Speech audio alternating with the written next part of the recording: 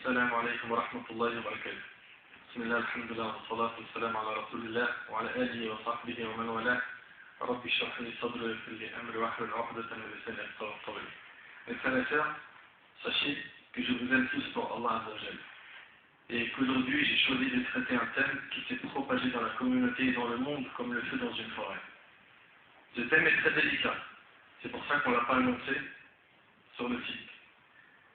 Ce thème est très délicat car les jeunes n'en parlent jamais avec leur famille de par la pudeur qu'ils ont envers eux. Et de même les parents n'en parlent jamais à leurs enfants tellement c'est gênant. En ce qui nous concerne, l'équipe Toulouse.net, nous avons beaucoup réfléchi avant de faire ce thème. Mais ce qui nous a poussé à le faire, c'est qu'en islam, il n'y a pas de tabou et on peut parler de tous les domaines tant que l'on utilise des mots adéquats. En islam, même le vaste domaine de la sexualité n'a pas été oublié et on a des textes religieux qui parlent de tout. Donc on s'est dit que si on ne s'engage pas à faire ce thème, personne ne le fera à notre place et Inch'Allah ce thème va répondre à pas mal de questions que se posent les jeunes. Mes frères et sœurs, ce problème que l'on va traiter aujourd'hui est un problème très ancien, mais il est persistant jusqu'à nos jours et on cherche même à le dédramatiser. Avant de dire quel est notre thème, sachez qu'il n'y a pas de pudeur dans la science. Il n'y a pas de pudeur à avoir dans la science. Il ne faut pas que ta pudeur t'empêche de poser des questions et d'apprendre ta religion. Attention, je rectifie une chose que beaucoup de prêcheurs, de khutaba, de conférenciers disent. Ils disent la haya fi-din. Point de pudeur dans la religion. Faux. Faux. La religion est constituée entièrement de pudeur. Ce qu'il faut dire, c'est point de pudeur dans la science et non dans la religion. C'est ce qu'ils disent même dans les khutbas du Jumu'ah. Ils disent la haya fi-din. Non, la haya fi-l'ilm.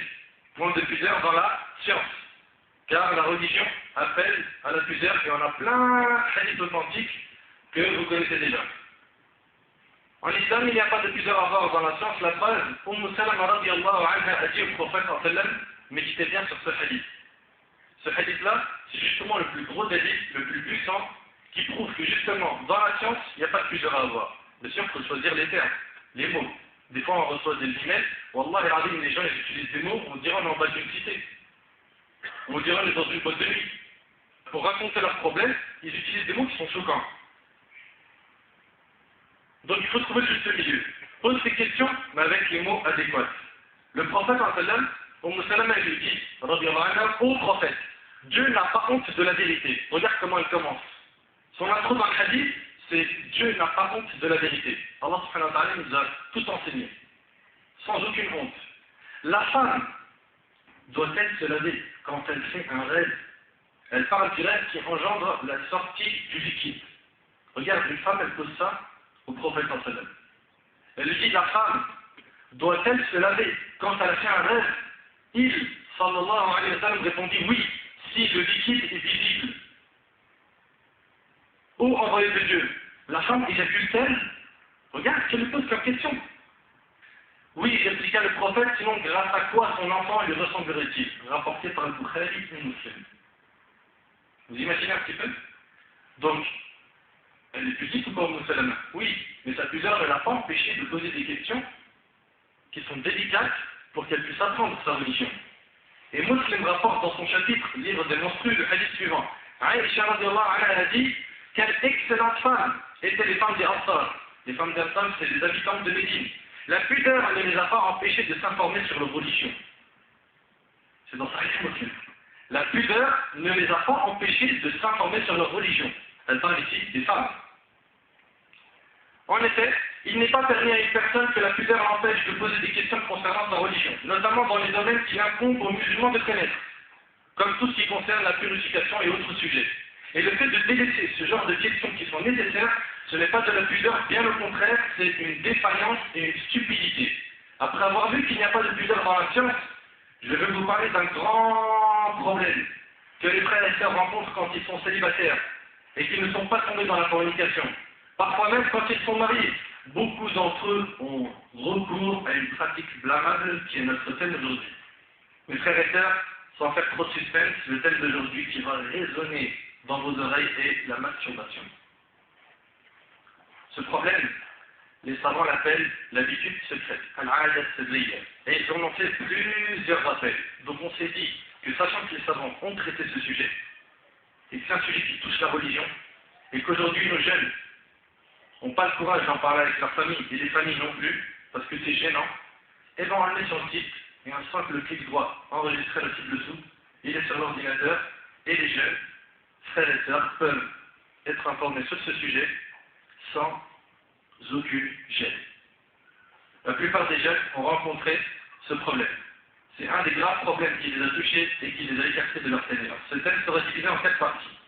Première partie, les statistiques de la masturbation. Deuxième partie, les preuves de l'interdiction de la masturbation. Troisième partie, les effets néfastes de la masturbation sur la foi et l'organisme. Quatrième partie, les remèdes.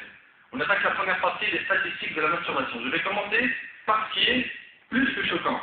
Une étude qui a été faite dans un pays musulman, que je ne vais pas citer, sur des étudiants à l'université et au lycée, a montré les résultats suivants. Sans exagérer, ce sujet est très grave. Regardons les chiffres. 82% des jeunes garçons se masturbent de fréquence régulière. Ça, c'est dans des pays musulmans. Et des pays en ancienne urine. 75% de jeunes filles se masturbent ou se sont déjà masturbées. Catastrophe. Catastrophe. Les chiffres sont révélateurs et écoutez ce qui suit. En France, selon l'enquête sur l'analyse du comportement sexuel des jeunes menée par l'INSERM, qui porte sur la sexualité des Français, nous donne des informations sur la masturbation. Cette étude menée en 1992 auprès de plus de 6000 jeunes entre 15 et 18 ans montre que 90% des hommes et 42% des femmes ont pratiqué au moins une fois la masturbation. 34% des garçons et 7% des filles se sont masturbés dans la semaine qui précédait l'enquête. Ces proportions sont un indicateur de la fréquence de cette pratique. En 2006, là on parle de 1992, maintenant 2006, une étude sur le contexte de la sexualité en France a été menée sous la responsabilité scientifique de l'INSERM et du CNRS. Relève que pour les adultes, le chiffre est monté à 94% des hommes et 60% des femmes. L'enquête montre aussi que les hommes le font 2 fois plus souvent que les femmes. Ça c'est en 2006. On arrive alors à la proportion d'une femme sur 5 qui se masturbe régulièrement et un homme sur 2 jusqu'à 40 ans le fait régulièrement en France. Et selon une étude suisse réalisée en 2007 au niveau mondial, 83% de la population a déjà eu recours à la masturbation. Quant aux preuves de l'interdiction de la masturbation, pour ne pas faire trop long, que dit l'islam sur la masturbation? Commençons par le Coran. Ah bon, c'est cité dans le Coran? Oui. C'est interdit par le Coran, par la Sunna, par les 4 écoles. Commençons par le Coran, première phrase. Allah tabaraka wa ta'ala dit dans Surat al-Mu'minun, Surat 23, versets 5 à 7, قَدْ أَفْلَحَ الْمُؤْمِنُونَ. Plus loin, il dit وَالَّذِينَ هُمْ لِفُرُوجِهِمْ حَافِظُونَ إِلَّا عَلَى أَزْوَاجِهِمْ أَوْ مَا مَلَكَتْ أَيْمَانُهُمْ فَإِنَّهُمْ غَيْرُ مَلُومِينَ فَمَنِ ابْتَغَى وَرَاءَ ذَلِكَ فَأُولَٰئِكَ هُمُ الْعَادُونَ. Allah il dit dans Surat al-Mu'minun, Surat 23, versets 5 à 7, bienheureux sont ceux qui les croyants. Plus loin, Allah subhanahu wa ta'ala nous décrit ces croyants-là. Il dit et qui préservent leur sexe de tout rapport, si ce n'est qu'avec leurs épouses ou les esclaves qu'ils possèdent. Les savants se basent sur ce verset pour dire que la masturbation est haram. Écoutez bien. Bienheureux sont certes les croyants. Plus loin, les croyants là, c'est ceux qui préservent leur sexe de tout rapport, si ce n'est qu'avec leurs épouses ou les esclaves qu'ils possèdent. Car là, vraiment, on ne peut les blâmer. Alors que ceux qui cherchent au-delà de ces limites, au-delà du rapport avec son épouse ou avec son esclave, ils transgressent les lois d'Allah. Ici, les savants disent que, en dehors de ton épouse et ton esclave, c'est considéré comme un rapport sexuel. Et considéré comme étant haram. C'est-à-dire quoi? C'est-à-dire que celui qui pratique la masturbation, il a eu un rapport. Mais pas avec son épouse ni avec son esclave. Et Allah il dit, alors que ceux qui cherchent au-delà de ces limites, ceux qui cherchent à avoir des rapports en dehors de leurs épouses et leurs esclaves, ceux-là sont des transgresseurs. L'imam al-Qurtubi, rahimahullah, a écrit dans son tafsir que l'imam Malik, rahimahullah, a été questionné à propos d'un homme qui se masturbe et il répliqua par le verset ci-dessus.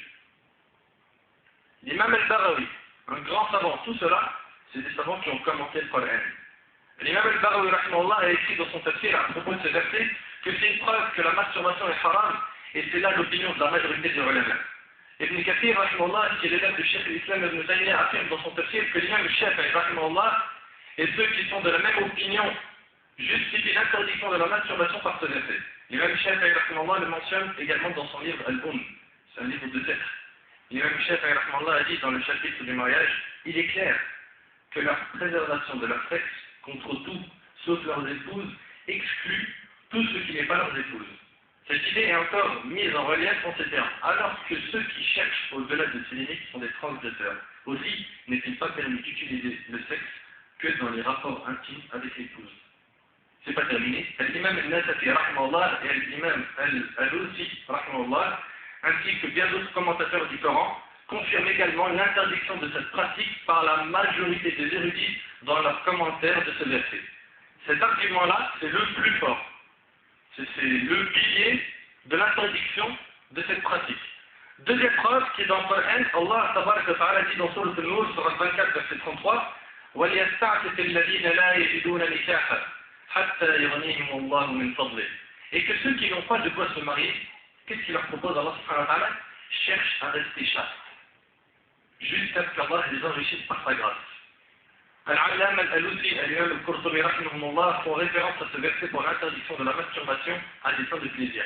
Maintenant, les quatre écoles, qu'est-ce qu'ils disent dessus? D'après l'école Hanbalite de l'imam Ahmed, la masturbation est tolérée uniquement si elle permet d'éviter l'adultère. C'est-à-dire qu'en cas de nécessité. Ah ben voilà, c'est bon, c'est résolu, c'est pas haram, attends, on va parler de la nécessité après. D'accord? Ou un risque quelconque lié à la santé physique. Et ce, pour celui qui n'a pas la capacité de se marier. Donc si une personne peut se marier, la masturbation ne sera pas permise pour elle. Ça c'est l'imam Ahmed. Quant à l'imam Shafi'i, la masturbation est interdite, au même titre que la sodomie. Vous imaginez un petit peu? D'après l'école Hanafite, la masturbation est interdite si elle a pour seul objectif l'obtention du plaisir.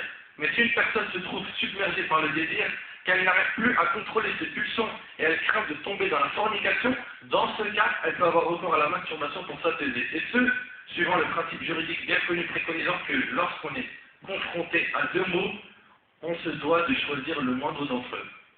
Les savants de l'école malikite interdisent aussi la masturbation, comme cela est rapporté dans l'ouvrage Subul Salam de l'imam al-San'ani. Parmi les savants qui l'interdisent aussi, on a Cheikh l'Islam Ibn Taymiyyah et beaucoup d'autres.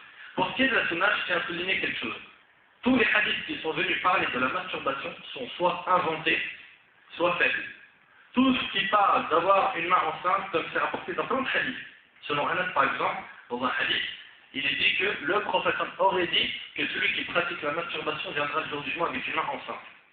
Et dans d'autres versions, cette catégorie de personnes, Allah ne leur parlera pas, il leur fera subir un châtiment douloureux, parmi eux, celui qui a un rapport avec sa main. Tous ces hadiths sont soit inventés, soit faibles. Ah bah donc il n'y a rien, il n'y a pas de hadith dessus. Il y en a qui en parlent, mais pas directement. Et si on dit ça, c'est pour que nos frères et sœurs n'utilisent pas ces hadiths pour dire le prophète a dit, car non, le prophète ne l'a pas dit. Mais parmi ce qui est authentique, on a, d'après Ibn Mas'ud radiyallahu anhu, le prophète a dit, oh les jeunes, que celui qui est en mesure de se marier parmi vous le fasse.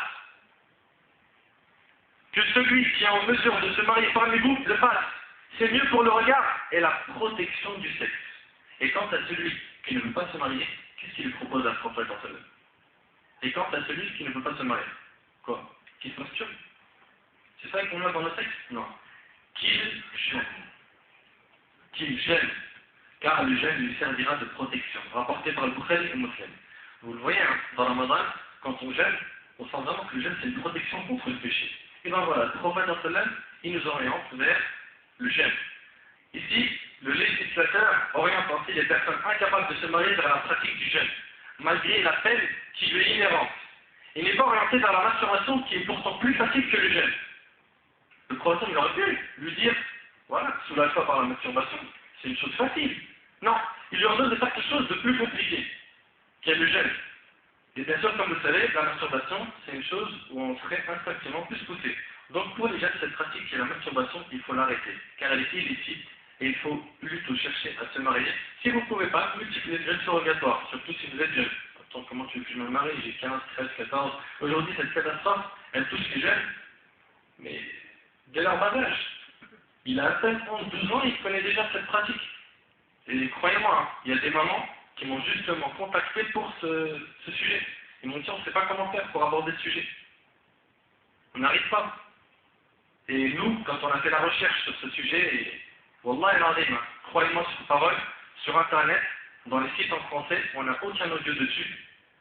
Et en écrit, on n'a quasiment rien. Rien. Donc c'est dommage. C'est dommage de ne pas traiter ce sujet qui est important et qui touche beaucoup de jeunes.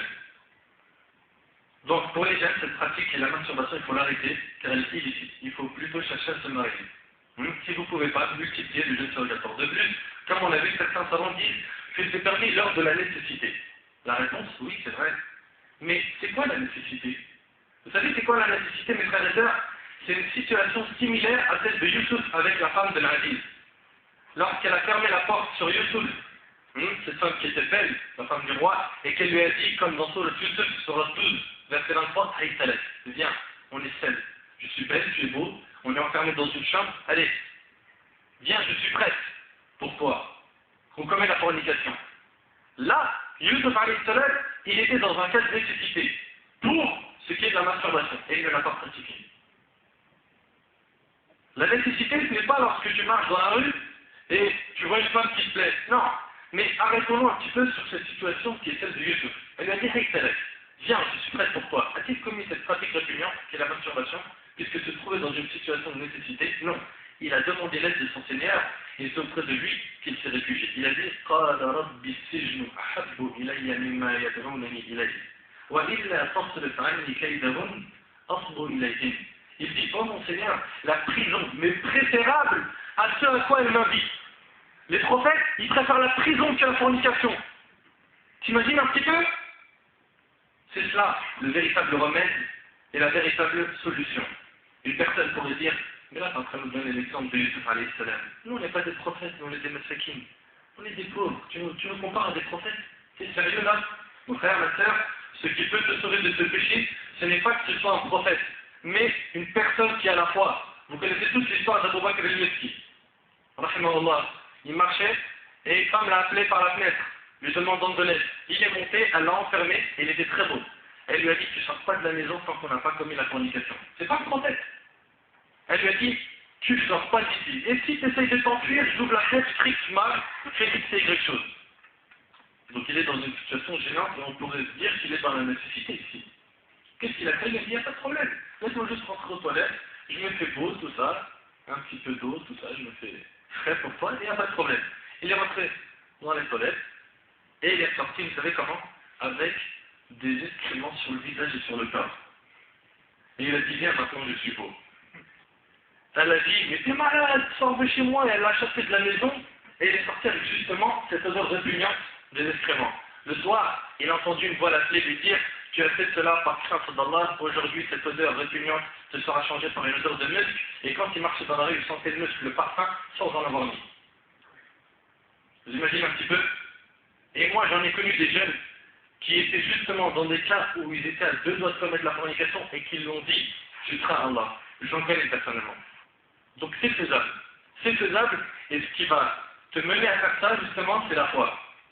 Ne perds pas ta foi par les péchés. Si tu aimes Allah, ne lui désobéis pas.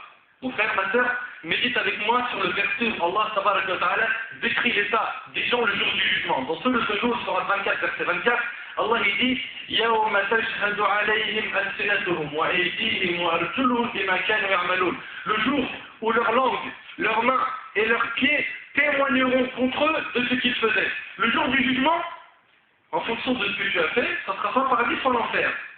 Et certains parmi les serviteurs d'Allah vont nier, vont dire non, ya Allah, j'ai pas fait ça. Il va lui dire, mais je suis témoin de cela. C'est-à-dire, j'accepte pas ton témoignage.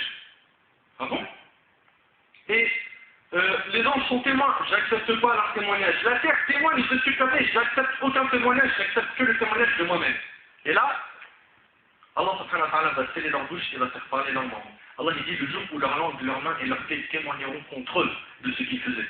Et d'un seul coup, tu vois ta main dire, ya Allah, lundi je me suis masturbé. Mardi j'ai commis cette pratique. Ya Allah, les yeux commencent à parler. J'ai regardé un film pornographique. Quand mes parents dormaient, j'étais sur internet et je regardais des sites où il y avait des photos de femmes nues. Ya Allah, mes pieds sont partis dans tel et tel endroit. Et tout commence à parler et toi tu n'as plus le contrôle de tes membres. Je pense que tu es là en train d'assister à ce spectacle sans pouvoir intervenir, ni pouvoir démentir tes membres. Et d'un seul coup, Allah subhanahu wa ta'ala redonnera la parole à ces personnes dont il avait scellé leur bouche, et ils diront comme dans Surat Fussilat, Surat 41, verset 21, وَقَالُوا لِجُلُودِهِمْ لِمَ شَهِدتُّمْ عَلَيْنَا قَالُوا أَنْطَقَنَا اللَّهُ الَّذِي أَنْطَقَ كُلَّ شَيْءٍ وَهُوَ خَلَقَكُمْ أَوَّلَ مَرَّةٍ وَإِلَيْهِ تُرْجَعُونَ. Ils diront à leur peau, pourquoi avez-vous témoigné contre nous? On est un seul corps et tu témoignes contre moi. Elles diront, écoutez bien, c'est Allah qui nous a fait parler, lui qui fait parler toutes choses. C'est lui qui vous a créé une première fois et c'est vers lui que vous serez retournés. Le jour du jugement, tu auras la surprise d'entendre tes membres dire j'ai fait ça, ça et ça, et devant toute l'humanité. Et le prophète sera en train d'écouter ces témoignages. Et j'en suis sûr que ce jour-là, tu auras plus que honte. Mais là, aujourd'hui, ça a été prévu. C'est le moment de se ressaisir. C'est le moment d'arrêter ce péché. C'est le moment de diffuser aux gens qu'il ne faut pas commettre cette pratique blâmable. Ce jour, tu demanderas au prophète d'intercéder en ta faveur, mais il refusera, car tu auras pris un autre chemin que celui qui t'a demandé. Quant aux effets néfastes de la masturbation sur la foi et l'organisme, voyons ensemble les conséquences. 1. Première conséquence, c'est que tu as trahi le dépôt de confiance dans Allah subhanahu wa ta'ala. Allah, il t'a confié ce corps, tu as trahi ce dépôt. Tu t'en es servi comme Shaitan le voulait, et pas comme Allah subhanahu wa ta'ala le voulait. Comme vous le savez tous, le liquide de l'homme et celui de la femme sont de grands bienfaits de la part d'Allah. Ce liquide est un très grand bienfait de la part d'Allah Azzawajal, et seul celui qui en est privé de stérile en connaît véritablement la valeur. Toi qui pratiques la masturbation, tu gaspilles ce liquide qu'Allah t'a donné. La personne qui a recours à la masturbation a trahi le dépôt de confiance d'Allah, car ton corps, mon frère, ma soeur, est un dépôt de confiance. Et ne dis surtout pas, c'est mon corps, j'en fais ce que je veux. Malheureusement, la situation que nous vivons aujourd'hui fait que certaines personnes, même des femmes, s'expriment publiquement à la télévision et déclarent l'avoir pratiqué avant de s'être mariées, car selon elles, c'est leur corps, et elles sont libres d'en faire ce qu'elles veulent. Non. Mes frères et sœurs, notre corps ne nous appartient pas. Nous ne sommes pas libres d'en disposer comme bon nous le semble, car notre corps est un dépôt de confiance qu'Allah subhanahu wa ta'ala nous a confié. Et lorsque vous utilisez ce bienfait d'une autre manière que celle qui lui est destinée, vous avez trahi ce dépôt de confiance. Et par conséquent, vous reniez ce bienfait d'Allah, alors qu'Allah subhanahu wa ta'ala a dit dans Surat al-Hajj, sur 22 verset 38, « Inna Allah yudafi'u 'ani alladhina amanu. Inna Allah la yuhib. Inna Allah la yuhibbu kulla khawwanin kafur. » Allah prend la défense de ceux qui croient. Et ici, Allah dit, Allah n'aime aucun traître. Et celui qui pratique la masturbation, c'est un traître. Parce qu'Allah, il lui a confié ce liquide pour qu'il s'en serve dans le bien, pour avoir des enfants avec son épouse, et lui, ça a été un traître, il l'a fait sortir par cette pratique blâmable. Mon frère, ma soeur, Allah déteste celui qui trahit. Veux-tu vraiment qu'Allah te déteste? Sache que lorsqu'il t'observe et que tu pratiques la masturbation, il te déteste. Lorsque tu prends ton plaisir de cette manière, sache que si t'arrive une épreuve et que tu lèves les mains pour invoquer Allah, tu n'auras aucune réponse. Tu diras alors, oh Seigneur, Ya Rab, et tu n'auras aucune réponse de sa part. Veux-tu vraiment que les choses se passent ainsi? Inna Allah la yuhibbu kulla khawwanin kafur. Allah n'aime aucun traître ingrat. Et là, cette pratique néfaste s'effectue de manière continue chez la majorité des gens qui la pratiquent. La constance dans les péchés est très grave. C'est pour cela que les savants disent La kabira ma'al istighfar wa la saghira ma'al israr. Il n'y a plus de grands péchés après un repentir et il n'y a plus de petits péchés avec la constance. Il faut aussi insister sur le fait qu'il ne doit pas y avoir une chose qui ait le contrôle sur toi. Le prophète sallam nous a enseigné qu'il ne faut pas qu'il y ait une chose qui prenne le contrôle sur nous. Alors, si la chose qui prend le contrôle sur toi est une pulsion sexuelle, tu es la personne qui sait le mieux à quel point cette chose est méprisable. Donc, nous avons dit que notre corps est un dépôt de confiance. Et si on trahit le dépôt, Allah nous détestera. Et sachez que la trahison du dépôt est l'une des caractéristiques des hypocrites. Selon Abu Hurayrah, le prophète sallam a dit, on reconnaît l'hypocrite à l'une de ces trois caractéristiques. Quand il parle, il ment. Quand il promet, il ne tient pas sa promesse, et quand on lui confie un dépôt, il le trahit. Rapporté par le Bukhari Muslim. Le dépôt de confiance n'est pas uniquement l'argent que l'on te confie. Il y a de nombreuses sortes de dépôts de confiance. On verra par la suite en ce qui concerne le remède contre la masturbation que le prophète a dit que les grandes ablutions font partie du dépôt de confiance. Et par conséquent, Allah t'a confié ce corps, et voilà que tu le trahis en te masturbant. C'est juste qu'attendent les hypocrites le jour du jugement comme châtiment. Allah dit dans Sourate An-Nisa, Sourate 4, verset 145, Innal munafiqina fi ad-darki al-asfali min an-nar. Les hypocrites seront certes au plus bas fond du feu. En pratiquant la masturbation, tu es un hypocrite et tu seras dans le plus bas fond du feu.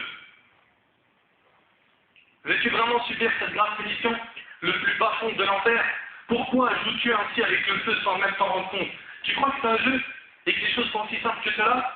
La deuxième conséquence sur la foi, c'est l'anéantissement des bonnes actions. Et ouvrez bien vos oreilles. Ouvrez bien vos oreilles et ressortez de cette assemblée qu'avec ce hadith que vous allez entendre. Parmi les conséquences de la masturbation, c'est que ce péché est secret. Et le péché secret le plus répandu est cette pratique néfaste.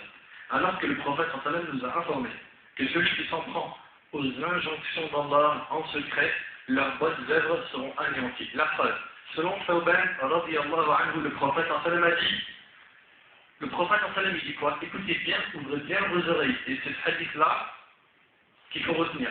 C'est celui-là le plus important que vous allez entendre. Le prophète sallallahu dit, certes, je connais des personnes de ma communauté qui viendront le jour du jugement avec une quantité de bonnes actions semblables à la montagne de Tohama Bayda. Le prophète sallallahu dit, certes, je connais des personnes de ma communauté qui viendront le jour du jugement avec une quantité de bonnes actions semblable à la montagne de Tohana Bayda, une grande montagne. Allah, grand et puissant, les réduira en poussière éparpillée. Allah subhanahu wa ta'ala, il va réduire leurs bonnes actions en poussière éparpillée. Sarben dit alors, ô prophète d'Allah, décris-les-nous et dévoilez-nous afin que nous ne soyons pas parmi eux, par ignorance de notre part. Et il répondit, regardez la description de ces gens qui vont venir avec des montagnes de hasanat et qui seront réduites en poussière le jour du jugement. Il répondit, sallallahu alayhi wa sallam, certes, ce sont vos frères. Un, c'est des musulmans. Deux, ils sont de votre origine. Ils prient la nuit comme vous le faites. Ils prient la nuit, ça veut dire que c'est des gens pieux. Mais, attention, mais ce sont des personnes qui, lorsqu'elles sont seules, quand il est seul et que plus personne de sa famille, de son entourage, de ses amis est avec lui, lorsqu'elles sont seules face aux choses sacrées d'Allah, face aux lois d'Allah, face au Coran et à la Sunna, les viols rapportés par Ibn Majah et le hadith est dans Sahih al-Jami'. Ça veut dire quoi ça? Ça veut dire que quand il est seul, il viole les lois d'Allah. Quand il est seul, il écoute de la musique en groupe, il ne le fait pas. Quand il est seul, il se masturbe, en groupe, il ne pourrait pas le faire. Quand il est seul, il prend le téléphone pour parler à X et Y. Il prend son clavier pour taper sur Facebook et sur Snapchat pour parler avec X et Y. Ceux-là, ceux qui font des péchés quand ils sont seuls en secret, Allah réduira leurs bonnes actions en poussière éparpillée. Wallahi, ça fait peur. Wallahi l'azim, ça fait peur.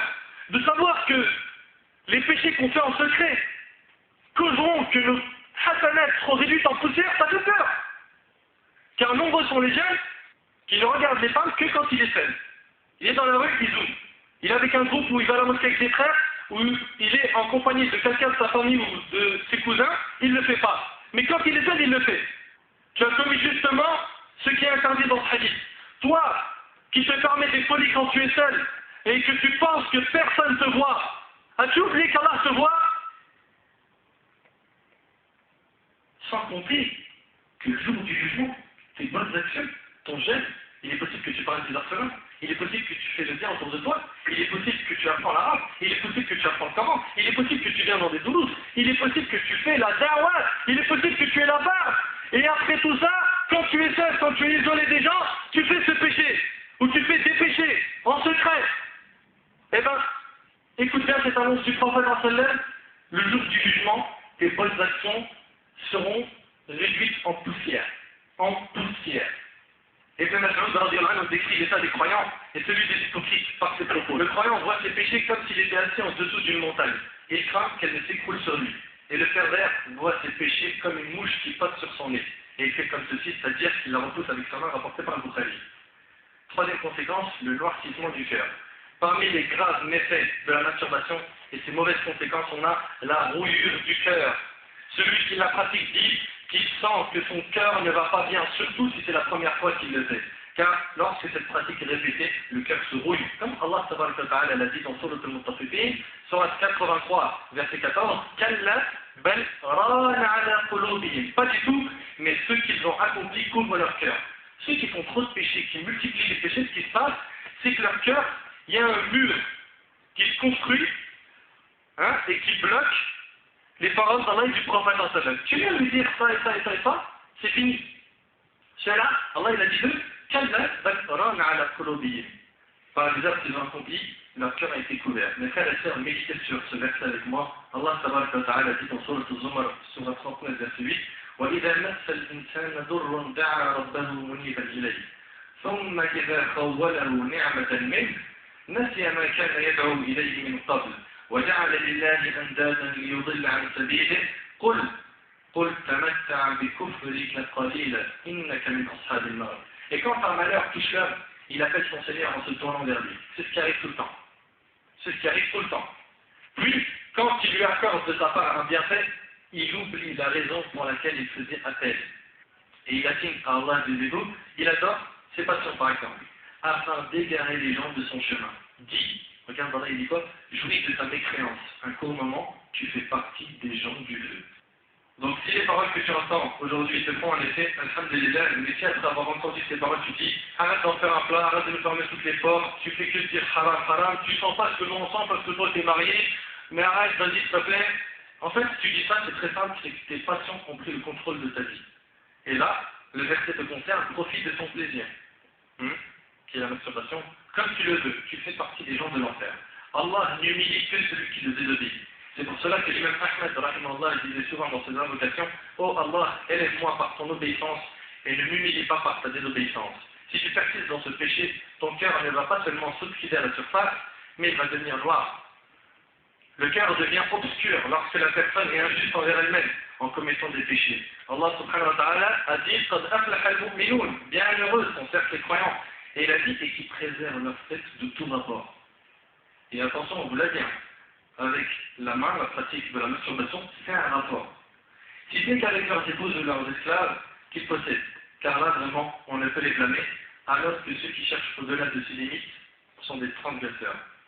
Et le transgresseur est celui qui s'en prend à Allah comme s'il le combattait, car il a dépassé les limites. Allah a dit dans Sourate Al-Baqarah, Sourate 2, verset 229, تلك حدود الله فلا تعتدوها ومن يتعد حدود الله فأولئك هم الظالمون. Voilà les ordres d'Allah, ne les transgressez donc pas. Et ceux qui transgressent les ordres d'Allah, ceux-là sont les injustes. Et l'injustice n'est pas uniquement le fait de causer du tort aux autres, mais c'est le fait d'être injuste envers soi-même en commettant des péchés. Selon Jabir radiyallahu anhu, le prophète a dit, craignez d'être injuste, car l'injustice se traduira le jour de la résurrection en ténèbres, rapporté par Muslim. Mon frère, ma sœur, le fait que ton cœur s'obscurcisse par les péchés est l'une des choses les plus graves qui peut arriver.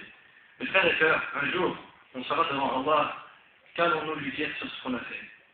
Allah n'a-t-il pas dit dans Sourate Al-Najm, Sourate 53, verset 42, وَأَنَّ إِلَىٰ رَبِّكَ الْمُنْتَهَىٰ, et que tout aboutit en vérité vers ton Seigneur? Ne sais-tu donc pas que tu vas revenir vers ton Seigneur et que tu seras présenté à lui? La chose la plus grave qui peut t'arriver, c'est qu'Allah s'écarte de toi. Un parmi les salafs, parmi nos deux prédécesseurs, raconte, j'étais près de la Kaaba et j'aperçus une femme qui était en train de pleurer. Et d'invoquer Allah en s'agrippant au tissu de la Kaaba et disait, malheur à moi! Je suis abandonné après avoir été entouré de gens. Et je suis humilié après avoir été élevé. Et je suis devenu pauvre alors que j'étais riche. Je lui dis, pourquoi dis-tu ça? As-tu perdu de l'argent? As-tu subi une grande épreuve? As-tu perdu des gens de ta famille? Elle répondit, j'avais un cœur et je l'ai perdu. Et là, l'homme lui dit, c'est donc cela ton problème? Elle lui dit, et quel problème est plus grave que de perdre son cœur et qu'il soit coupé de celui que l'on aime? Elle parle ici dans ce commentaire. Si seulement on ressentait ce que cette femme a ressenti, la plus grande joie du monde, c'est d'avoir un cœur attaché à Allah, de se prosterner, de savourer la prière. Wallah, c'est la plus grande joie. Cinquième conséquence sur la foi, ce péché va aussi toucher les membres de ta famille. Nous commettons tous des péchés, et nous avons peur d'être dévoilés. Certains de nos vieux prédécesseurs disaient, si nos péchés avaient une odeur, alors les gens se seraient écartés de nous. Imagine que tes péchés ont une odeur. J'aurais pris quelle distance, ou toi, tu aurais pris quelle distance de sécurité en parlant avec moi? C'est chaud. Et Ibn Noun, rahimahullah, disait, celui qui désobéit à Allah en secret, Allah le dévoilera en public. Et sachez qu'Allah subhanahu wa ta'ala a dit dans Sourate An-Nisa, Sourate 4, verset 123, quiconque fait un mal sera rétribué pour cela. Et le prophète a dit, comme tu fais, on te fera, rapporté par Abdel. Comment est-ce que tu peux accomplir un tel acte sans avoir honte, alors que tu aurais honte d'apprendre que ta sœur, par exemple, ou quelqu'un parmi tes proches accomplit cet acte qui est humiliant, qui est la masturbation? Et sache que si tu le fais, Allah va justement te punir par le fait que tu vas découvrir des gens de ta famille qui le font. C'est très grave. Le prophète il a dit, comme tu fais, on te fera. Sixième conséquence, c'est la privation de subsistance. C'est l'une des causes de la privation de la subsistance, la masturbation. La personne est privée de subsistance à cause de ses péchés. C'est pour cela que tu trouves des gens qui cherchent à se marier depuis longtemps. Ils demandent en mariage plus de 20 femmes différentes. À chaque fois, ils font une muqabala et ça se termine par un refus. Et une frustration, avec tout ce qui s'ensuit au point de vue émotionnel et relationnel. Vous connaissez l'histoire de l'homme parmi les enfants d'Israël qui commettait des péchés, puis qui se repentit et qui a demandé à Allah de faire descendre la pluie, et c'est uniquement après son repentir que la pluie a commencé à descendre. N'imagine donc pas que tu obtiendras une subsistance profitable en te masturbant. Alors, rapporte que le prophète a dit, lorsque tu vois Allah donner à son serviteur ce qu'il aime, alors que celui-ci persiste à lui désobéir, écoutez bien, le prophète dit, lorsque tu vois Allah donner à son serviteur ce qu'il aime, alors que celui-ci persiste à lui désobéir, sache qu'il le mène graduellement à son châtiment. Ça veut dire que Allah subhanahu wa ta'ala le fait rapprocher de son châtiment petit à petit, et il finit par ce verset où Allah subhanahu wa ta'ala dit فَلَمَّا نَسُوا مَا ذُكِّرُوا بِهِ فَتَحْنَا عَلَيْهِمْ أَبْوَابَ كُلِّ شَيْءٍ حَتَّى إِذَا فَرِحُوا بِمَا أُوتُوا أَخَذْنَاهُمْ بَغْتَةً فَإِذَا هُمْ مُبْلِسُونَ فَقُطِعَ دَابِرَ الْقَوْمِ الَّذِينَ ظَلَمُوا وَالْحَمْدُ لِلَّهِ رَبِّ الْعَالَمِينَ. Puis lorsqu'ils eurent oublié ce qu'on leur avait rappelé, nous leur ouvrîmes les portes donnant sur toute chose. Dès que tu oublies Allah, Allah il va t'ouvrir la dunya pour t'éprouver. Il va te donner de tous les biens que tu peux rencontrer dans la dunya. C'est une épreuve. Et lorsqu'ils eurent exulté de joie, en raison de ce qui leur avait été donné, Allah il dit, nous les saisîmes soudainement. Et les voilà désespérés. Ainsi fut exterminé le dernier reste de ces injustes. Et louange à Allah, Seigneur de l'univers, le hadith est rapporté par le Bayhaqi. Donc quand Allah il te donne de ses biens, et que toi tu t'es écarté de lui, ne pense surtout pas que c'est un signe d'amour de sa part. C'est une punition. Il est en train de dire, bon, puisque tu ne veux pas, bah vas-y, mange ton paradis sur terre. Comme ça, le jour du jugement, tu ne dis pas, il est où mon paradis? Allez, prends ton droit ici. Faites très attention. Faites très très attention à cela. Septième conséquence, c'est la mauvaise faim. Et parmi les conséquences de la masturbation, il y a la mauvaise faim. Un prêcheur raconte qu'un homme est venu le voir et lui a demandé de l'aide. L'homme dit que son fils était perdu, car il avait l'habitude de se masturber. Un jour, dit l'homme, mon fils vint manger et il était stressé. Puis il quitta la table et s'enferma dans sa chambre. Son père l'a alors suivi pour savoir ce qu'il faisait. Et il le vit en train de se masturber. Il est en train de faire de son cachette. Un autre jour, en le surveillant, je le vis avec le visage tout rouge. Puis il devint très nerveux et il est enfermé dans sa chambre. Son père s'inquiéta pour lui, enfonça alors la porte de sa chambre et le vit lors de son dernier souffle. Et il mourut pendant qu'il est en train de se masturber. Ensuite, il l'a fait laver et l'a enterré le plus rapidement que possible pour que personne ne voie cette situation. Mais lorsqu'ils arrivèrent au cimetière et qu'ils ouvrirent le linceul, ils trouvèrent que son visage avait complètement changé. Il était sombre. Mon frère, ma soeur, si tu meurs ainsi, tu seras ressuscité dans cette situation. Et on a beaucoup de gens qui sont morts. On est en train de commettre des grands péchés comme cela. Et ne croyez pas que de telles choses ne se produisent pas.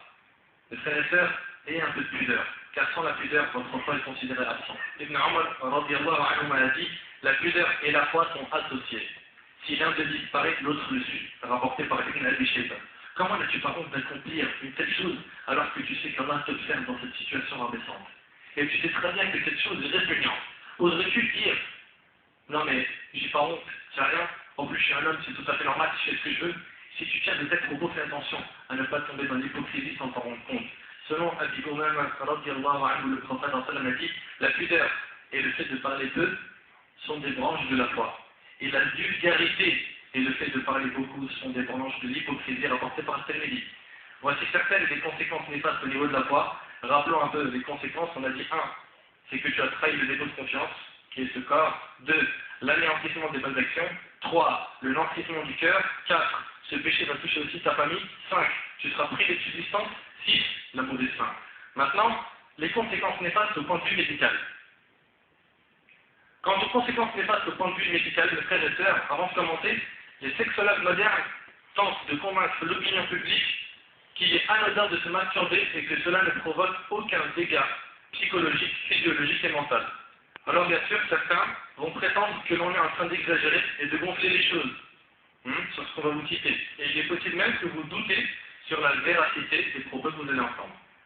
Mais sachez que ces choses-là ont été vérifiées minutieusement. Les conséquences néfastes de la masturbation sont les suivantes. 1. Elles entraînent l'impuissance ou la stérilité. Il existe une veine qui amène le sang dans l'organe génital de l'homme. Une pratique fréquente de la masturbation entraîne un assèchement progressif de cette veine. Ainsi, l'organe n'est plus irrigué correctement. Les petites veines collatérales prennent la relève, se gonflent et s'abîment. Ce phénomène aboutit à une absence d'érection et à l'impuissance de l'homme. L'éjaculation fréquente entraîne un appauvrissement du sperme. En effet, l'évacuation du stock de spermatozoïdes provoque une suractivité au niveau des testicules afin de reconstituer le stock. Cette reconstitution doit s'accompagner d'une suralimentation en énergie, en protéines et autres. Bien souvent, ces éléments ne sont pas présents en quantité suffisante dans le corps pour pouvoir répondre à cette forte demande. Les spermatozoïdes ne sont donc pas reproduits en quantité et en qualité suffisante, d'où l'apparition de stérilité. Première chose, celui qui pratique cette masturbation, il peut être stérile. Tu te maries, tu n'as plus d'enfants. C'est puni dans l'avenir. Deuxième chose, elle provoque une hypersensibilité de l'organe génital. Contrairement aux idées reçues, l'organe devient très sensible. Le sperme est évacué par de simples touchés ou quelques pensées. Il arrive même parfois que ces évacuations de sperme se produisent fréquemment de façon inconsciente ou en petite quantité par les mouvements du corps de la vie quotidienne. Le frottement avec les vêtements, la vision d'images sensuelles, le regard des choses haram, etc. Il se produit ainsi le phénomène de suractivité que l'on a mentionné. Cette pratique cause une faiblesse au niveau des sensations de l'organe masculin. Et chez la femme, ceci cause aussi des troubles parmi eux, le fait qu'elle ne ressentira plus de plaisir lors de l'acte sexuel avec son mari. Étant donné que le sexe de l'homme devient sensible, ce dernier rencontrera le problème de l'éjaculation précoce. À peine il commence le rapport qu'il est terminé. De plus, il ne faut pas négliger que le fait de recourir à cette pratique est très facile, puisque l'on n'a pas besoin de partenaire pour cela. Et cela encourage au fait de poursuivre ce péché et de ne plus l'arrêter. Un chef raconte qu'une équipe médicale dans un pays musulman a publié des mises en garde contre cette pratique en disant 53% d'hommes ressentent des troubles sexuels à cause de la masturbation. 25% de jeunes mariés et de jeunes personnes ressentent une incapacité à pratiquer des rapports sexuels. Troisièmement, elle peut être à l'origine d'un affaiblissement du cerveau. Les pensées érotiques et interdites détruisent la concentration et une bonne activité intellectuelle. Les érections fréquentes affaiblissent encore plus les nerfs. Cette habitude peut aussi provoquer des pertes de mémoire, des yeux lourds après quelques efforts pour étudier, ce qui a pour conséquence de diminuer la motivation pour l'apprentissage. Quatrièmement, elle détériore le foie. Le foie participe à la production du sang. La sortie fréquente de sperme par la masturbation entraîne une demande plus importante de constituants sanguins pour fabriquer le sperme. Le foie est surmené. La quantité de sang ne répond pas à la demande corporelle, ce qui entraîne 1. Perte d'appétit. 2. Fatigue et lassitude fréquente qui suscitent des pertes de motivation de courage pour l'effort et l'activité. 3. Dérèglement hormonal pouvant provoquer une acné. 4. Faible résistance à la maladie. 5. État colérique fréquent pour des choses insignifiantes. Et bien sûr, douleurs de poitrine pour les femmes. Cinquièmement, détérioration des fonctions corporelles. Les testicules ont pour fonction de fabriquer du sperme. L'évacuation fréquente du sperme par la masturbation augmente excessivement l'activité testiculaire. Cette surcharge entraîne une activité défaillante qui peut se traduire par la stérilité. L'évacuation de sang, la stérilité, l'évacuation de sang au lieu de sperme, ainsi que des douleurs aux reins et aux pieds. Le mauvais fonctionnement du foie, du cœur et du testicule du cerveau peut entraîner des maladies graves telles la paralysie ou des maladies nerveuses. À cela s'ajoute également la fragilisation des os qui deviennent squelettiques. Chez les femmes, cette pratique peut se traduire par une fréquence de fausses couches et un assèchement de la matrice avec toutes les conséquences qui s'ensuivent. Sixièmement, la déformation de l'organe génital. L'organe se déforme et se distord. Cette déformation nuit gravement à la jouissance au moment de relation et peut s'accompagner même d'une impossibilité de relation intime. On a aussi le grossissement de la tête et l'amincissement de la base. La tête devient anormalement rouge par les mouvements du sang vers le haut. Septièmement, et c'est la dernière chose, l'accoutumance. Cette pratique entraîne la personne dans un cercle vicieux ascendant vers la fornication. Et il est de plus en plus difficile de s'arrêter. Et lorsque la personne décide de s'arrêter, le retour à une activité physiologique physiologique normale n'est pas immédiate. Le corps réagit à cet arrêt par une augmentation des ihtilal. L'ihtilal, vous savez c'est quoi? C'est les pertes de pureté corporelle nocturne. La personne souffre d'un sentiment de culpabilité qui détruit le courage et développe la gêne. Elle éprouve de la répulsion et l'agression du public. L'effet le plus regrettable est l'humiliation que puisse subir le jeune marié lors des premières nuits du mariage lorsqu'il découvre qu'il est incapable d'avoir une relation normale et satisfaisante avec son épouse. Avant qu'il ne soit trop tard, il faut arrêter cette pratique blâmable. Quant aux dégâts psychologiques, on a la perte de confiance en soi et la timidité. Je vais passer à quelques témoignages qui sont impressionnants. Nous avons de nombreux témoignages de place à ce sujet. Parmi eux, un jeune a dit à un chef: je ressens une grande hypocrisie car je n'arrive pas à me débarrasser de certains péchés, c'est le plus grave sans aucun doute, et le fait que je me masturbe assez souvent. Cela me cause une grande obscurité du cœur. J'ai essayé à plusieurs reprises et de manière répétée d'arrêter par le jeûne, par la récitation du Coran, mais à chaque fois je me retrouve impuissant. Je ressens un grand impact sur ma personnalité.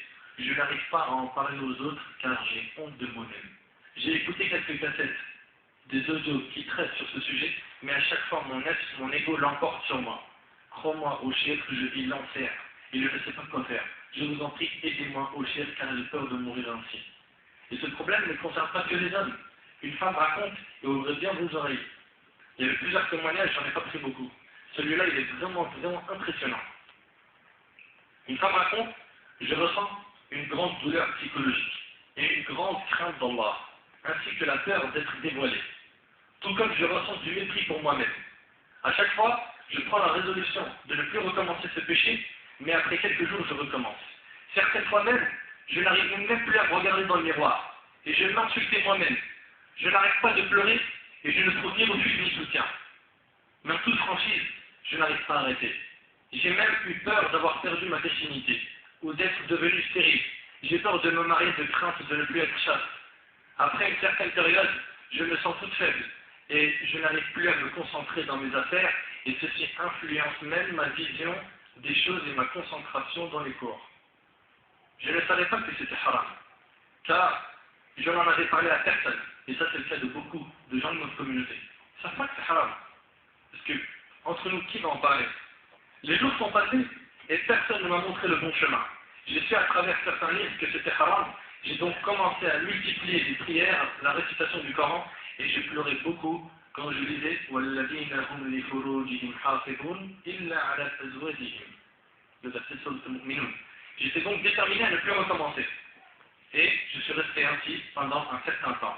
Mais j'ai recommencé à la pratiquer une autre fois et de manière plus soutenue et plus forte. On dirait qu'elle décrit la situation de la majorité des jeunes garçons ici. Je n'arrive pas à ne plus y penser, ainsi qu'à la possibilité de me marier. Elle dit: j'étais convaincu que la religion était facile et non difficile, et avec le temps, j'ai réussi à m'en débarrasser. D'un autre point de vue, un jeune a posé la question suivante à un chef qui en parle. Il lui dit: je vais te dire une chose, et j'espère que tu seras la cause du remède de mon problème qui me cause beaucoup de tort dans ma vie. Je me masturbe, et je me suis rendu compte que j'étais éjaculateur précoce. Et je vais me marier dans 7 ou 8 mois. Par Allah, dis-moi quoi faire. J'ai honte d'aller voir le médecin pour résoudre ce problème. C'est impossible. Je ne peux pas aller le voir et lui dire cela. Tous ceux qui tombent dans ce marais ressentent la même chose, les péchés, la honte et l'humiliation. Sans parler des nombreuses conséquences néfastes, car la rétribution est de la même nature que al-jazaa min jins al-amal. Et il cherche à assouvir son plaisir, et il a été éprouvé parfois, il a été éprouvé par une sorte d'impuissance et de perte de plaisir au moment du mariage. L'autre problème de la masturbation est que cette question ne s'arrête pas avec le mariage. Parce qu'au départ, Shaitan l'insulte dans les esprits des gens en leur faisant dire: je suis encore jeune, vas-y, je vais me marier dans quelques années, qu'est-ce que je fasse pour l'instant? Moi je pratique la masturbation pour assouvir mon plaisir sexuel, et pour les bains, pour pas tomber dans la fornication. Et quand je me marierai, j'arrêterai. Ça, c'est Shaitan qui fait dire ça aux gens. Mais il faut savoir que la question ne sera pas réglée aussi facilement. Pourquoi? Parce qu'après le mariage, cette personne continuera à pratiquer la masturbation. Et savez-vous ce qui va se produire? La première chose, c'est que son épouse ne lui suffira pas à assouvir ses besoins sexuels alors qu'elle lui est licite. Car il a pris l'habitude de pratiquer plusieurs choses pour assouvir ses besoins. Il a goûté à plein de haram et de ce fait le halal, il n'en veut plus. En règle générale, ce qui pousse la personne à pratiquer la masturbation, c'est 1. Le fait de regarder des films, pornographiques ou autres, ou sur internet, le fait de voir des films, des vidéos, des photos ou autres, qui sont bien sûr haram. On a aussi, parmi ces choses-là, le fait de sortir avec des filles, pour faire je ne sais quoi. Il y a aussi le fait de regarder seulement, et de zoomer sur les femmes et les hommes de la rue, à l'école ou au travail. Leurs plaisirs sont influencés par beaucoup de choses, et le moyen le plus simple qu'ils ont pour assouvir leurs envies est de se masturber. C'est pour cela, écoutez bien, c'est pour cela, ouvrez bien vos oreilles, que 25% des divorces ont lieu lors de la première année de mariage. Durant la première année de la vie en commun, pour beaucoup de raisons, on entend des divorces. Parmi elles, le fait qu'il s'imaginait qu'elle allait lui faire oublier tout ce qu'il regardait avant et assouvir ses envies. Mais il s'est rendu compte que ce n'était pas le cas. Pourquoi?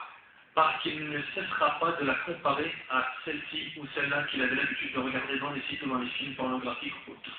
Il est donc impossible qu'elle assouvisse ses envies. La conséquence sera qu'il voudra assouvir son plaisir d'une autre manière en pratiquant, par exemple, la masturbation. Écoutez donc les nombreuses et tristes plaintes des épouses à ce sujet, dont la cause est qu'il ne leur a pas satisfaite comme il se doit. Pourquoi? Parce qu'il a recours à d'autres choses, lui. En même temps, si la femme découvre qu'il se masturbe, elle va le mépriser, et c'est de cette manière qu'on a des divorces. Vous voyez donc l'impact de ce problème au niveau de la société. C'est un grand problème qui est difficile. Écoutez le témoignage d'une femme qui décrit exactement cette situation. Je vous présente mon problème auquel je ne trouve pas de solution après de nombreuses tentatives infructueuses. J'espère que vous me proposerez une solution. Regardez ce qu'il dit. Cela fait plusieurs mois que je suis marié. Et je pensais être heureuse en couple avec cet homme que j'aime, mais il attraint mes espérances. Puisque de nombreuses disputes et une grande hostilité est apparue entre nous à cause du fait qu'il pratique la masturbation, cette pratique rabaissante. Il est marié. J'ai donc essayé de l'en empêcher et de lui faire comprendre ses méfaits, mais il n'a pas voulu s'arrêter. Il la pratique même de manière fréquente, à tel point que l'on n'a plus de relation parce qu'il prétend que je suis froide. Il s'écarte de moi et pratique la masturbation, alors qu'il se plaint d'être éjaculateur précoce. Je suis encore jeune et j'espérais une vie de couple heureuse, surtout que l'on s'aime l'un et l'autre, mais cette pratique a causé mon malheur et mon désespoir. Que puis-je faire? Voici un exemple de femme qui se plaint de son mari à cause de cette pratique blâmable. Bien sûr, c'est une réalité difficile. On ne peut pas s'enterrer la tête comme des autruches et dire que ce sujet n'est pas d'actualité, que l'on parle de choses qui ne se produisent pas, puisque ce qui se passe dans les foyers est secret et que généralement ces choses restent secrètes.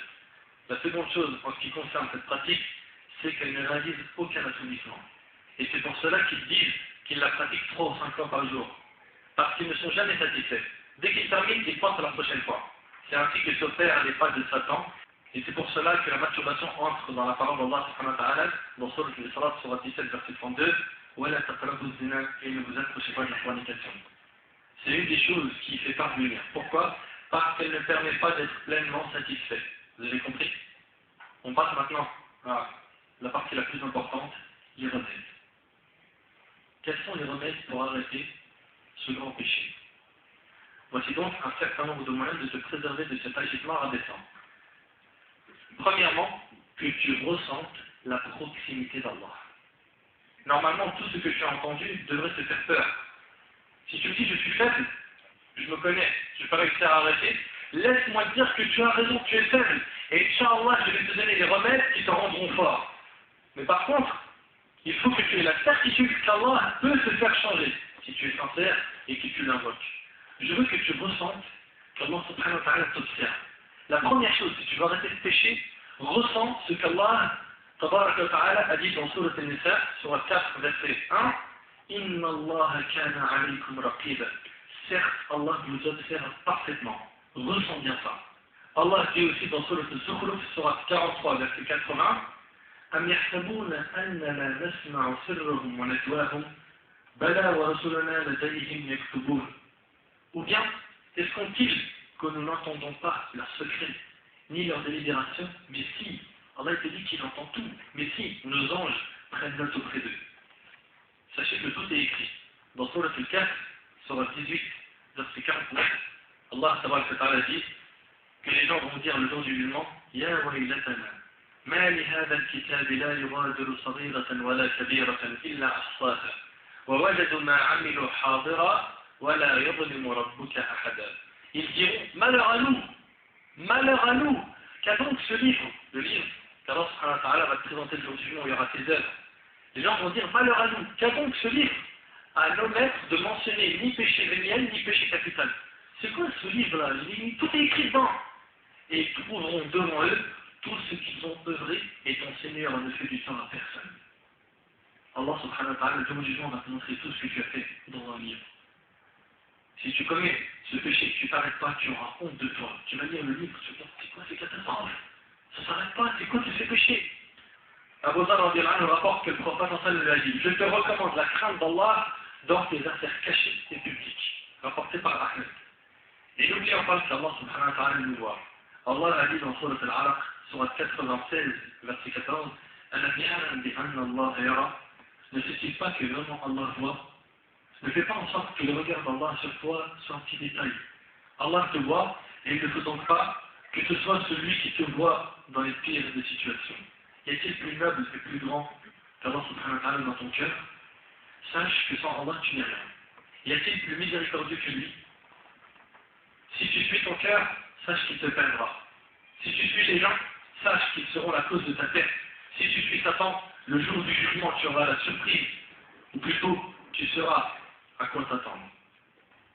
Prends bien conscience, ô toi qui m'entends, que la plus grande privation est que tu sois privé d'Allah. Si tel est ton cas, sache que tu es vraiment perdu. Invoque Allah en lui demandant de te guider et qu'il te garde sur le chemin de la droiture. Ne fuis surtout pas Allah comme beaucoup l'ont fait, car sans lui, je te rappelle, tu es un grand zéro.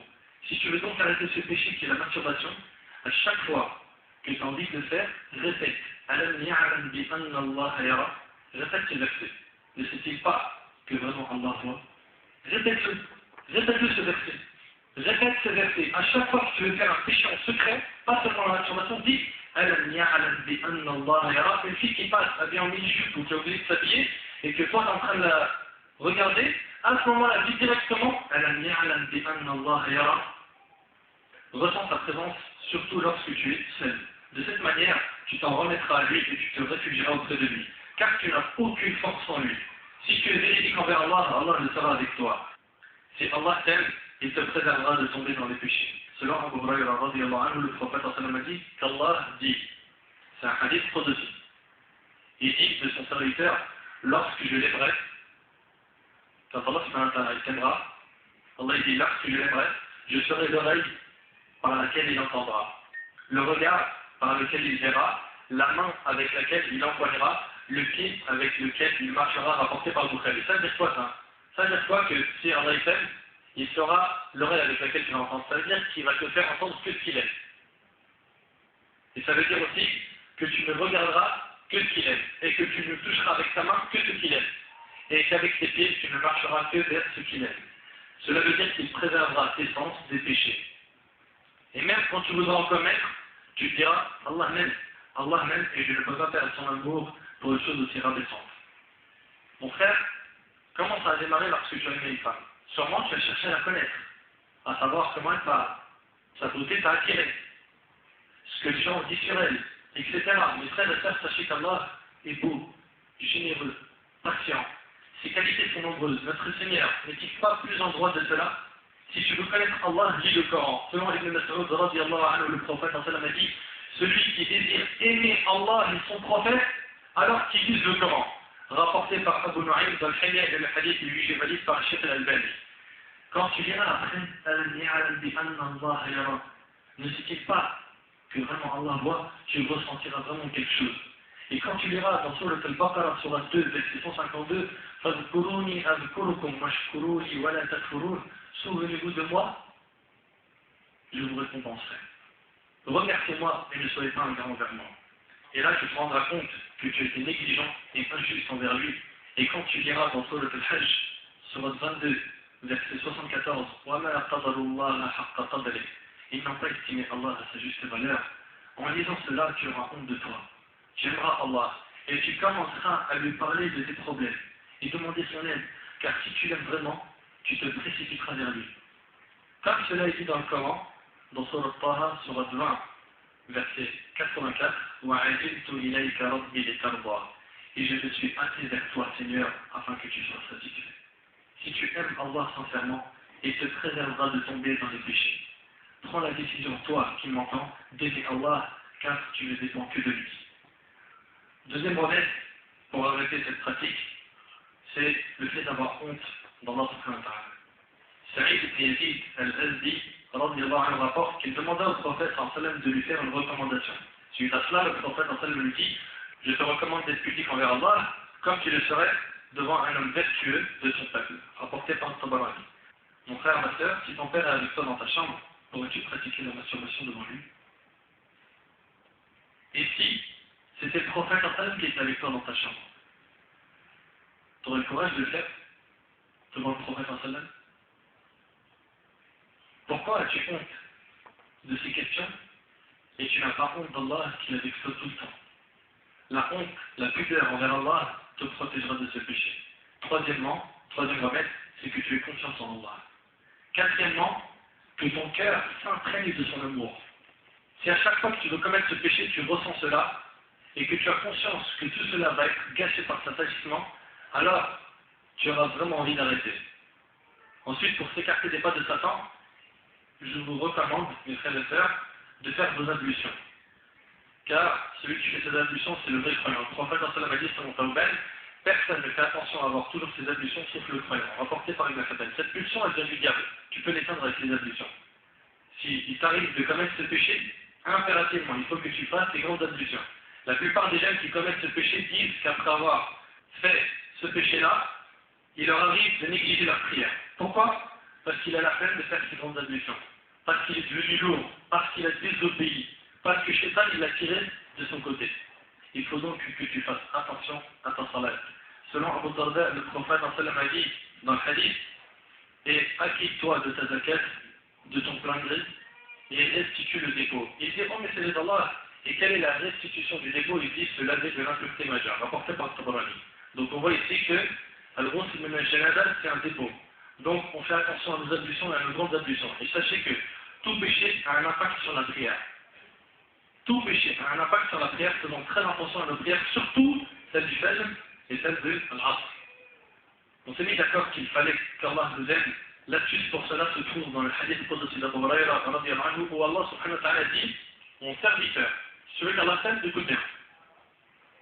Allah dit: mon serviteur ne cessera de se rapprocher de moi par des pratiques surérogatoires jusqu'à ce que je l'aime. Rapporté par Abu Hurayra. Si tu veux qu'Allah multiplie les actes surrogatoires, ne néglige donc pas les prières surrogatoires, les aumônes, le jeûne du lundi, du jeudi, les 3 jours par mois, car ces œuvres vont te préserver et t'écarter de Satan. Bien sûr, tu multiplieras la demande de pardon. Cinquièmement, le dua, l'invocation. Parmi les choses que je te recommande, ô toi qui m'entends, il y a l'invocation, car l'invocation est l'une des plus grandes armes du croyant. Selon le Mas'ud, le prophète disait: Allahumma inni as'aluka at-tuqa wal-huda wal-'afafa wal-ghina. Seigneur Dieu, je te demande la bonne direction, la piété, la chasteté et d'être au-dessus du besoin. Rapporté par Muslim. Et dans un autre hadith, selon Muhammad ibn al-Munkadir, le prophète invoquait Allah en ces termes: Allahumma a'inni ala shukrika wa dhikrika wa husni ibadatik. Oh Allah, aide-moi à t'invoquer, à te remercier et à bien t'adorer. Rapporté par Al-Bayhaqi. On rapporte qu'un esclave qui avait signé un contrat avec son maître pour qu'il le libère contre le paiement d'une somme convenue, vint dire à Ali radhiyallahu anhu: je me trouve incapable de payer la somme convenue pour ma libération. Aide-moi donc à la payer. Il lui dit, Ali radhiyallahu anhu lui dit: veux-tu que je t'apprenne des paroles que m'a enseigné le messager de Dieu, sallallahu alayhi wa sallam, et qu'une fois que tu les auras prononcées, Dieu t'acquittera de ta dette, même si elle a le volume d'une montagne.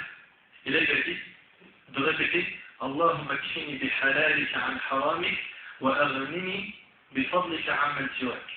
Dis: Seigneur Dieu, donne-moi de tes biens licites, de quoi m'éviter de rechercher tes interdits.